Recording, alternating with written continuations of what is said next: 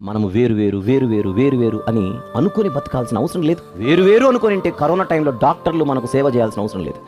వేరు అనుకుంటే పోలీసులు ప్రాణాలకు తెగించి రోడ్ల మీదకి రావాల్సిన అవసరం లేదు. ఆ రోజుల్లో వేరు అనుకుంటే పరిశుభ్రతకు సంబంధించినటువంటి కార్మికులు వారి ఇంటిని వదిలేసి రోడ్ల మీదకి రావాల్సిన అవసరం లేదు.